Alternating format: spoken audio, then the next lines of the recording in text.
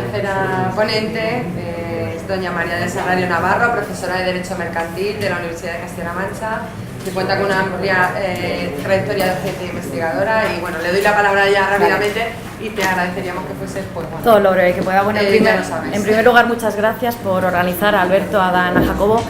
Tengo una tarea complicada porque tengo muy poco tiempo, tenemos ganas de comer, tenemos ganas de debatir, con lo cual, bueno, y tenía bastantes cosas que decir, pero voy a intentar hacerlo lo más rápido posible.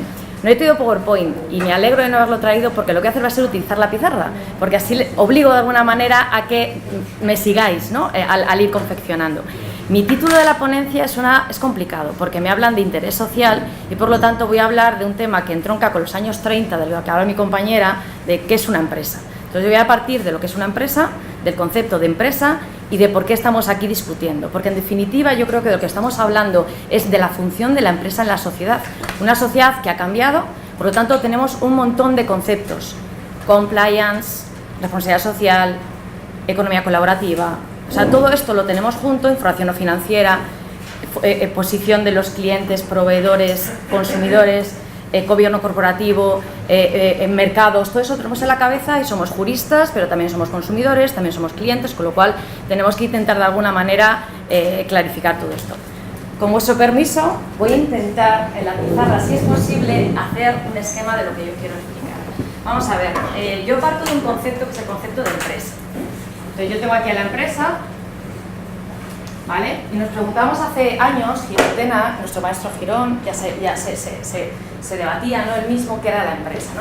Cuando hablo de la empresa no estoy hablando de la sociedad grande, ¿no?, ni de la sociedad pequeña, porque dentro de empresa hay un montón de elencos, de posibilidades, que van desde el pequeño autónomo hasta la gran corporación, pasando por economía social, cooperativas, sociedades laborales, es decir, porque nosotros en este discurso que tenemos esta mañana estamos hablando de las sociedades o de las empresas grandes a las que se dirige la información financiera.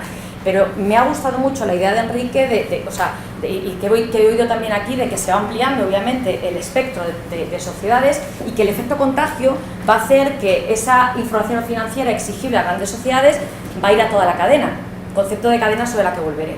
Pero yo tengo aquí a la empresa, yo tengo a la empresa y me pregunto, ¿qué quieren con la información no financiera que hagamos con la empresa? Y lo que quieren es que digamos, ¿qué hacemos? ¿Cómo? ¿Y para qué? ¿Vale? ¿Qué hacemos? ¿Cómo lo hacemos? ¿Y para qué lo hacemos? Esas tres preguntas están tanto en la directiva como en nuestro Real Decreto. Es verdad que esas preguntas se concretan luego en determinados elementos materiales sobre los que tiene que pivotar la información no financiera: modelo de negocio, prácticas de responsabilidad social o riesgos. Ya os adelanto que mi exposición va sobre todo dirigida al control de riesgos. La idea de la cadena de suministro me parece interesantísima, que es en la que yo voy a incidir un poco más. Pero antes de eso, ¿qué somos? ¿A dónde vamos? ¿Y cómo lo hacemos? ¿Pero para qué? Para crear valor. ¿Vale? Por lo tanto, yo lo que quiero es que mi empresa tenga valor, crear valor. ¿Crear valor para quién? ¿No?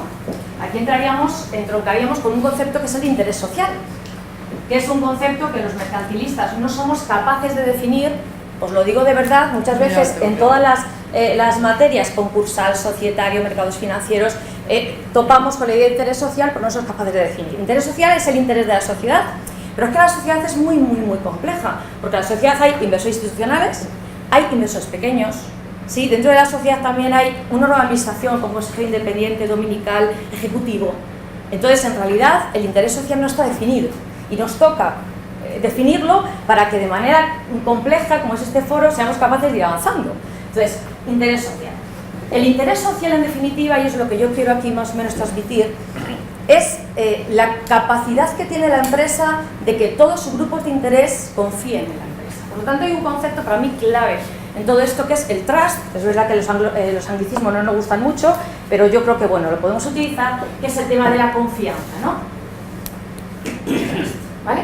Es decir, ¿qué hacemos con nuestra empresa para generar confianza? ¿Para generar confianza a quién? A mis inversores institucionales, a mis inversores minoristas, al órgano de administración para que pueda llevar a cabo su función de diligencia de manera debida, a los consumidores, a los proveedores, a los clientes, ¿no? ¿Cómo gestiono la confianza? En la base de todo esto hay algo que también ha dicho María Ángeles, y es concebir la sociedad de capital sobre todo, como un contrato, como una institución. El debate de muchos años nuestro es decir que las sociedades tienen una función institucional que se nos escapa, pero si vamos al Código de Comercio, al Código Civil, la sociedad es un contrato, mire usted. ¿Vale? Por tanto, ese debate lo dejo. Bien. Generamos entonces, vamos a intentar de alguna manera gestionar, ¿no?, la confianza a través de estos reportes de información no financiera. Se ha dicho en varias de las ponencias que he oído, y lo ha dicho también María Ángeles, que se tiende al cortoplacismo y que el tema de la información no financiera entronca con el largo plazo. Con el largo plazo y con la economía sostenible, ¿vale? Porque lo que queremos todos es economía del bien común, ser muy buenos, hacer todo bien. Yo estoy un poco con María Ángeles en que me lo creo poco, pero bueno. Bien, ahora, si vamos al tema puramente societario, que es en el que yo voy a entrar, ¿quién decide qué reporte y qué no reporte? ¿Quién lo decide? Tenemos que ir a un tema muy importante, que es el tema del gobierno corporativo. Entonces, generar la confianza. ¿Quién genera la confianza de lo que es la empresa? Quien decide qué reportar. En ese quien decide qué reportar, yo entronco con la estructura de las sociedades. Voy a partir de una estructura de sociedades de capital, pero vuelvo a insistir en que la tipología de sociedades es inmensa y nada tiene que ver una cooperativa con una gran sociedad. Y al final de mi exposición, además, voy a intentar analizar otro tipo de economías, como puede ser en las que vienen de blockchain, sobre el que también he trabajado, para que también metamos el problema. Y bien, ¿quién decide qué reporte y qué información reporte? Bueno, pues vamos a ver cómo funciona una empresa, una sociedad, siendo consciente de que no es equivalente empresa y sociedad, vaya por delante, ¿vale? Entonces hablamos de un gobierno corporativo. Lo que es el gobierno corporativo es algo que viene de Estados Unidos, ¿no? El debate sobre el gobierno corporativo es quién controla las entidades. A la pregunta quién controla las entidades, yo respondo claramente, no lo sé. Y no lo sé porque dependerá de cada entidad. Porque se puede caer en la falacia de considerar que quien controla las entidades son los administradores, o en la falacia de considerar que quien controla las entidades son los grandes accionistas, o en la falacia de considerar que quien controla las entidades son los pequeños accionistas con el bloqueo que hacen para determinadas decisiones. Por lo tanto, la pregunta ¿quién controla la sociedad? Es una pregunta de respuesta compleja porque es compleja la estructura societaria. Pero yo, digamos, voy a simplificar mucho y voy a poner los dos grandes órganos de las sociedades. Por un lado tengo al órgano de administración, por otro lado tengo a los accionistas. ¿Quién decide qué información financiera es la que tengo que reportar y por qué elijo esa información financiera y con qué finalidad? Se ha dicho, lo ha dicho María Ángeles y lo ha dicho más gente también, que quien está obligado ex lege es el órgano de administración. Por lo tanto, son los administradores los que tienen que definir en ese informe que tienen que elaborar qué ítems son los que realmente tienen que constar en esa información financiera.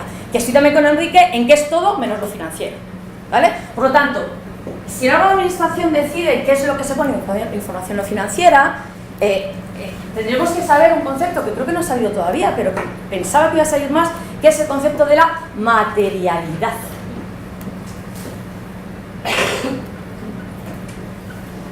Viene el derecho contable, bueno, los contables lo sabrán mejor, ¿no? Es decir, qué es lo realmente relevante y qué es lo realmente importante, ¿no?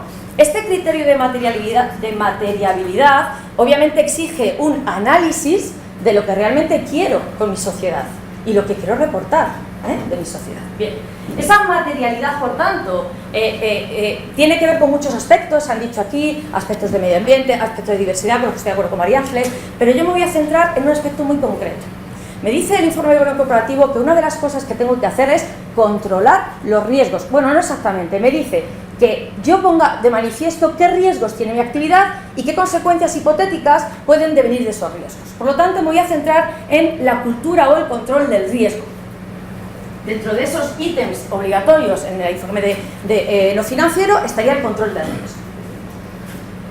Y más exactamente dentro del control del riesgo, el control del riesgo derivado de las cadenas de suministro, ¿no? Es decir, yo tengo que controlar de alguna manera, ya hablemos de responsabilidad vicaria, de la que hablaré luego, tengo que controlar de alguna manera mi cadena de suministro. ¿Sí? Tengo que decirle al mercado que yo me dedico a vender teléfonos y que realmente todos los componentes de mi teléfono no vienen de ninguna zona de conflicto en el que es utilizado como de niños, etc. ¿Vale? Bueno, lo dejo aquí pendiente, tenemos administradores y me voy al tema de los accionistas. Pero claro, yo he partido de la premisa de que lo que he reportado en el informe financiero es lo que el órgano de administración ha decidido reportar. Pero ¿y si quien controla la empresa no es el órgano de administración? Dicho de otra manera, formalmente sí, pero quien está detrás son inversores institucionales. Me ha parecido muy interesante lo que ha dicho Juan respecto de que los inversores institucionales, creo que ha sido Juan, de alguna manera están obligados a controlar, ¿no?, si las empresas en las que invierten de alguna manera cumplen, y si no invierten la empresa se va al garete, ¿sí? Pero claro, es que la línea de control de la empresa es muy débil. Los inversores institucionales, tradicionalmente, dicho bien María Ángeles, van a corto plazo. Porque cuando hablo de inversión institucional estoy pensando en fondo de pensión, en fondo de inversión. Que tengo que entrar son los inversores machacándome para darle rentabilidad a corto plazo, y yo, que soy el fondo de inversión, lo que hago es presionar al órgano de administración de la sociedad para que tome decisiones a corto plazo. Por lo tanto, no pienso en largo plazo, sino en el cortoplacismo.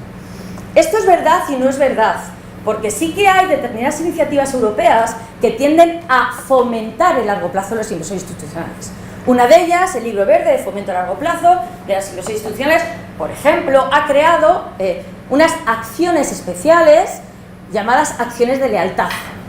Las loyalty shares, es decir, voy a remunerar al inversor que se mantenga en la sociedad durante mucho tiempo, le voy a remunerar a través de dividendos preferentes porque se considera que es más leal con la empresa, ¿vale?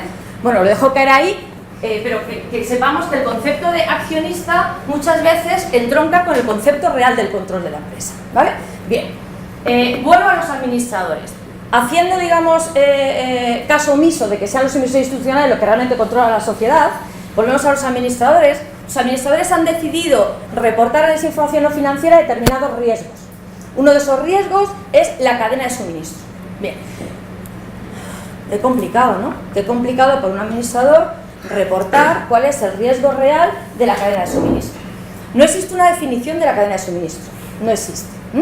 Sí que existen determinadas iniciativas, las ha mencionado Jacobo antes, que tienen, bueno, en California o en otros sitios, y a mí me ha llamado la atención mucho la ley francesa de vigilancia de las sociedades madre respecto a las actividades de las filiales.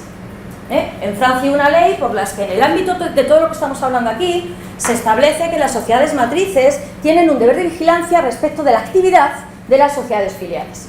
Pero esto entronca con algo que supera con mucho lo que yo quiero plantear aquí, que es el concepto propio de grupo, de empresas. El concepto de grupo que ahora veremos que está a todas luces desfasado desde el punto de vista de la solución de problemas. Pero bueno, vuelvo a la cadena de suministro. ¿Qué es la cadena de suministro? La cadena de suministro es todos los eslabones que se siguen para poder ofertar en el mercado un determinado producto. ¿Qué me dice la cadena de suministro? ¿Qué importancia tiene la cadena de suministro en el ámbito de la información no financiera? Tiene que ver con el control del riesgo que tienen que llevar a cabo los administradores respecto de esa cadena de suministro. ¿Y cómo controlo el riesgo? Existen matrices por las que se controla el riesgo dependiendo de varios factores. Uno me ha llamado mucho la atención y es que hace pivotar el concepto de cadena de suministro sobre el concepto de control. Cuando una empresa controla a otra empresa. Porque vamos a ver, yo que soy Mercadona, ¿sí? Y este ejemplo es un ejemplo bueno porque ahora les diré, yo que soy Mercadona, yo tengo un CIF y tengo una hoja registral que nada tiene que ver con Verdifresh, que es la empresa que me proporciona a mí las lechugas. Nada que ver. Sin embargo, Verdifresh es en el modo de empresa de Mercadona un llamado interproveedor, que está tan conectado a mí, que se entiende dentro de mi empresa. Hasta tal punto es así que en la relación que tiene Mercadona con sus interproveedores existe un principio de libros abiertos de contabilidad, etc. Este interproveedor está dentro de mi empresa, no está dentro de mi empresa. El control que yo puedo hacer en caso de Mercadona respecto de la cadena de suministros es por tanto más eficaz que el que puede hacer otro tipo de empresa en el que la relación que tiene con sus proveedores no es tanto. Claro, entonces estamos hablando de conceptos muy amplios que tienen que ver con el concepto de empresa en general y de grupo. De hecho, yo he defendido por escrito, en un trabajo que ha salido ahora, que en el caso de Mercadona, a pesar de que no encajaría en el artículo 42 de nuestro Código de Comercio, que es el que define el grupo de empresas, creo que hay un grupo de empresas en el que están integrados los interproveedores, ¿vale? De tal manera que yo controlar esa cadena de suministro dependerá de algo tan complejo de entender como realmente cómo funciona la empresa. Y la empresa entendida, repito, en términos generales, obviando el tecnicismo, que es importante, de las personalidades jurídicas, que no es pequeño el problema, ¿sí? Bien. Entonces yo tengo aquí, repito, al órgano de administración que a través de un criterio de materialidad ha decidido que incorpora o no la información financiera, y uno de esos elementos de información financiera es el riesgo de la cadena de suministros. No existe un concepto de cadena de suministro, pero sí que me parece interesante señalar esto, que dependerá de cómo evaluemos, ahí estamos a la labor de los investigadores, en qué consiste esa cadena de suministro. Y de cómo reporto yo el riesgo de mi cadena de suministro. Y dependiendo de si la integración es mayor o menor, a lo mejor el riesgo queda minorado o queda acentuado. Siguiente elemento que quiero dejar aquí, voy terminando. Sí. Claro, si hay un riesgo, la duda que me planteo es si ese riesgo es asegurable. Lo dejo ahí. ¿Vale? Un seguro de responsabilidad civil.